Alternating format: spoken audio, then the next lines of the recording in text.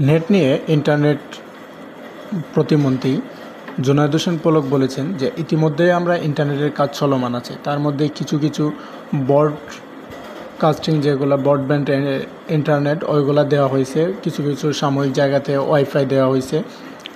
ওয়াইফাইয়ের সাথে সাময়িক কিছু নেট কানেকশন আছে যেগুলো গুরুত্বপূর্ণ জায়গাগুলোতে, অন্য জায়গাগুলোতে কোনো নেট দেওয়া হয় নাই। আর তদারকি হচ্ছে যে নেট কানেকশনটা খুবই দ্রুত পেয়ে যাবে। আর নেট কানেকশনের কারণে অনেক জায়গায় যোগাযোগ বিচ্ছিন্ন আছে, অনেক জায়গা নষ্ট হয়ে গেছে, যে কারণে নেট কানেকশনটা দেওয়া সম্ভব হচ্ছে না।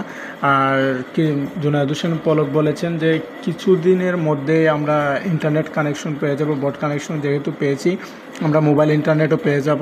আর ব্রড কানেকশন দিয়ে আমরা জানি যে ফেসবুক চালানো যাচ্ছে না, ফেসবুক না চালানোর জন্য আমরা মোবাইল ইন্টারনেটটা খুব দ্রুত চালু হয়ে যাবে, এ কথাই বলেছেন তিনি আরও বলেন যে কর্মীরা ইতিমধ্যেই কাজ চলমান আছে। তো এখন পর্যন্ত আপডেট হচ্ছে যে ব্রডব্যান্ড ইন্টারনেট যেগুলো ওয়াইফাই কানেকশন সেগুলো চালু আছে, কিন্তু মোবাইল ইন্টারনেটগুলো চালু খুব শীঘ্রই আমরা মোবাইল ইন্টারনেট পেয়ে যাব।